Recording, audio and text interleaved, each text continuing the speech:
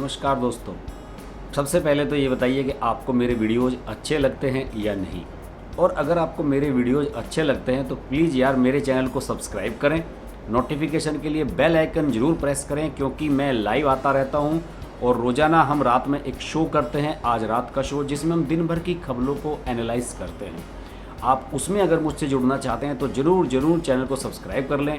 अगर super chat के माध्यम से मुझसे बातचीत करना चाहते हैं तो आप मेरे चैनल के मेंबर बन सकते हैं, और मेंबर बनने वाले लोगों को बहुत सारी सुविधाएं मिलती हैं।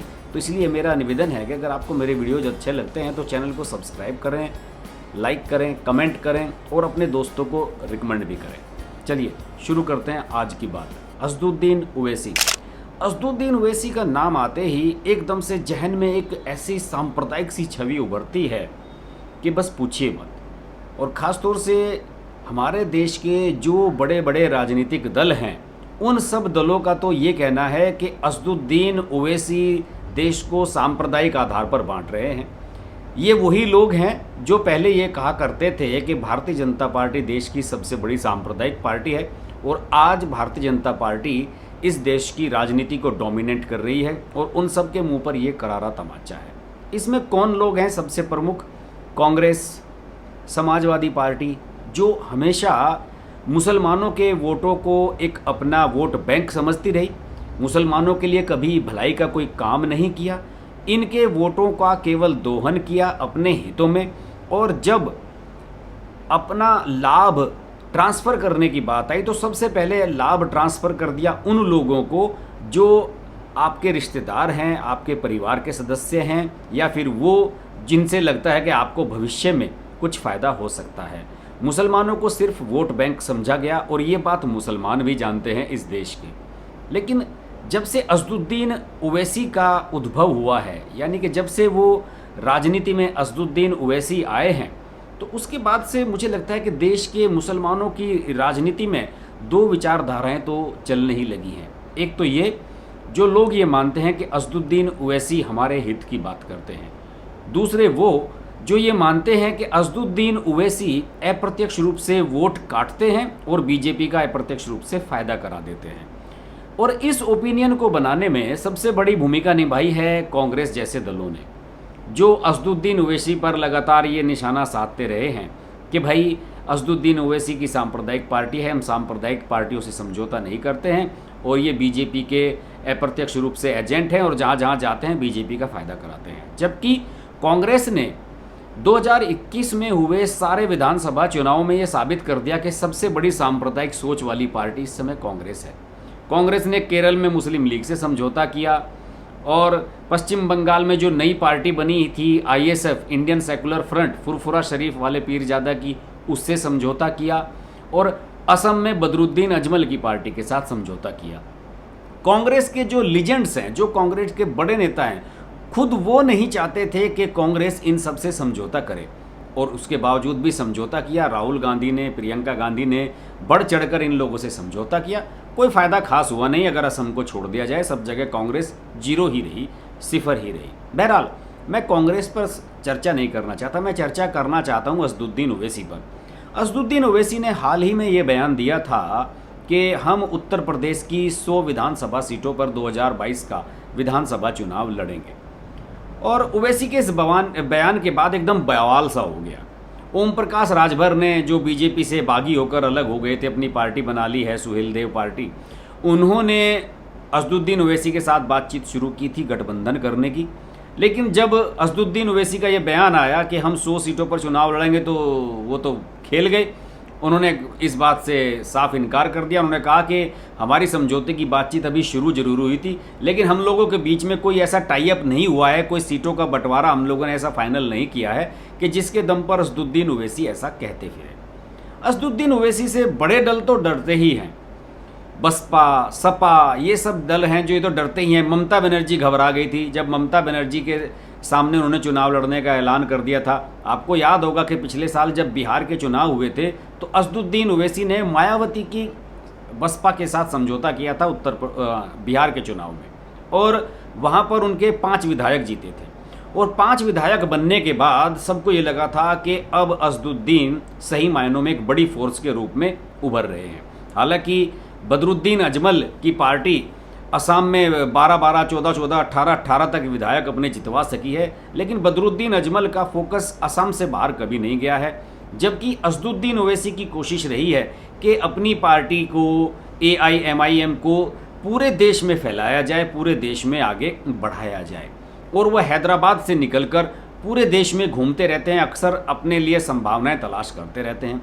ऐसी संभावनाएं तलाश करने के लिए वो पश्चिम बंगाल भी गए थे, और इसी साल जनवरी माह में वो पश्चिम बंगाल में मिले थे फुरफुरा शरीफ की जो पीरजादा हैं अब्बास सिद्दीकी से। फुरफुरा शरीफ के पीरजादा की कहा जाता है कि पश्चिम बंगाल के मुसलमानों में काफ़ी पूछ है, काफ़ी मानते हैं लोग उन्हें, लेकिन इसके बावजूद भी उनका राजनीतिक प्रभाव मुझे कहीं नज़र नहीं आया। लोग कहते हैं कि फुरफुरा शरीफ वाले पीरजादा के कहने पर ममता बनर्जी को मुसलमान वोट देते रहे हैं, लेकिन इस बार तो पीरजादा खुद उनके सामने लड़ रहे थे, उसके बावजूद भी मुसलमानों ने वोट ममता बनर्जी को दी। ये सब बातें बेकार की हैं। फुरफुरा शरीफ वाले पीरजादा से मिलने के लिए असदुद्दीन ओवैसी गए थे तो उनका एक बहुत बढ़िया कॉज था। उनका कहना था कि क्यों ना हम मुस्लिम वोटों को बंटने से बचाएं और सारे मुसलमानों को एक जगह इकट्ठा कर लें। लेकिन फुरफुरा शरीफ के पीरजादा जो है, उनका दिमाग एकदम से घूम गया। उन्होंने कहा कि यार, हैदराबाद का आदमी आकर मुझे बताएगा कि पश्चिम बंगाल में राजनीति कैसे करनी है, ये हमारा है, यहाँ के मुसलमान हमारे हैं, हमारे कहने पर वोट देंगे, और उन्होंने अपनी पार्टी लॉन्च कर दी। इसके बाद असदुद्दीन ओवैसी ढीले पड़ गए। पश्चिम बंगाल में कुछ सीटों पर उन्होंने अपने प्रत्याशी उतारे, कुछ पर नहीं, और इस तरीके से असदुद्दीन ओवैसी पश्चिम बंगाल में जीरो ही रहे, अपनी प्रेजेंस नहीं दाखिल करा पाए। लेकिन असदुद्दीन ओवैसी को अछूत बनाने की जो कोशिश की जा रही है, उसमें सबसे प्रमुख वो ही दल हैं जो हमेशा मुसलमानों के वोट लेते रहे हैं, उन्हें बदले में कुछ नहीं देते हैं। समाजवादी पार्टी में आप देख लीजिए, अखिलेश यादव की पार्टी में देख लीजिए कि आजम खां के अलावा किस मुसलमान ने तरक्की की है। मायावती की पार्टी में देख लीजिए, नसीमुद्दीन सिद्दीकी कितने पावरफुल थे, लेकिन उन्हें दूध में से मक्खी की तरह निकाल कर फेंक दिया मायावती ने। मुनकाद अली को एकदम साइड लाइन कर दिया गया है। तो ये सब लोग चाहते तो हैं कि हमें मुसलमान वोट करें, लेकिन मुसलमानों को उनका हक देने की कोशिश नहीं करते। इन सबसे बेटर तो असदुद्दीन ओवैसी हैं, जो साफ तौर पर कहते हैं कि मुझे मुसलमानों के वोट चाहिए और मैं मुसलमानों की हितों की बात करता हूँ, मुसलमानों की, महिलाओं की, बच्चों की, उन्हें पढ़ाने की, लड़कियों को, इस तरह की बात करता हूँ, और मैं मुसलमानों की एक सबसे बड़ी पार्टी के रूप में उभरना चाहता हूं। लेकिन दूसरी ओर उन्हें, उनकी तुलना लोग जिन्ना से करने लगते हैं। लोग ये कहने लगते हैं कि वो तो एक जिन्ना है और एक बार फिर से देश को बंटवारे की तरफ ले जाएंगे, ना जाने क्या क्या कहने लगते हैं। हाल ही में असदुद्दीन ओवैसी ने ये चैलेंज कर दिया है कि योगी आदित्यनाथ दोबारा चीफ मिनिस्टर नहीं बनेंगे। हालांकि ये उनका ज़्यादा ही ओवर कॉन्फिडेंट बयान है, लेकिन मुझे लगता है कि असदुद्दीन ओवैसी उत्तर प्रदेश को बारे में लेकर कुछ न कुछ तो सोच ही रहे हैं। और असदुद्दीन ओवैसी अगर यहाँ पर उत्तर प्रदेश में चुनाव लड़ने का प्लान बनाते हैं तो सबसे ज़्यादा घबराहट तो समाजवादी पार्टी को होती है। अखिलेश यादव को लगता है कि यार, ये मेरे मुसलमान वोट काट देंगे। तो असदुद्दीन को लेकर एक ऐसा माहौल अजीबोगरीब सा पूरे देश में बन रहा है कि उन्हें एक तरह से अछूत सा मान लिया गया है। कोई भी बड़ा दल उनके साथ आने के लिए तैयार नहीं है। सबको ये लगता है कि ये हमारे वोट काटेंगे, ये हमें नुकसान पहुंचाएंगे। और इसकी खास वजह ये है कि असदुद्दीन ओवैसी सिर्फ और सिर्फ मुस्लिम वोटों की बात करते हैं और मुस्लिम वोटों के अलावा उनको किसी भी चीज़ में दिलचस्पी नहीं है।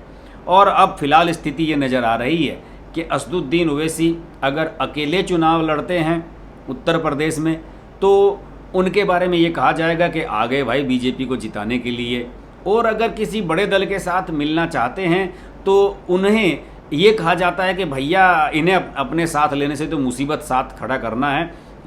कायदे से तो अगर समाजवादी पार्टी के साथ असदुद्दीन ओवैसी का समझौता हो उत्तर प्रदेश में तो ये एक बहुत बड़ा समीकरण बन सकता है। लेकिन नहीं, समाजवादी पार्टी को डर है कि कहीं मुसलमानों के वोट हमसे ना छिटक जाएं और असदुद्दीन ओवैसी की तरफ ना भाग जाएं।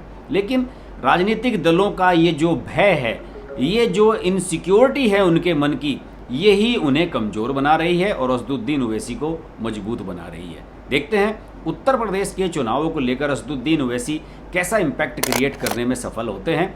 हम इसके बारे में बात करते रहेंगे। देखते रहिए हर्ष की बात लाइव। नमस्कार। हाय, दिस इज ज़ारा खान और आप देख रहे हैं हर्ष की बात। हर्ष एक बहुत ही अच्छे राइटर हैं, बहुत ही सीनियर जर्नलिस्ट हैं और उनका आर्टिकल पढ़ के हमेशा बहुत अच्छा लगता है because of the way he articulates them. So don't forget to share, like and subscribe to his channel and hit the bell icon.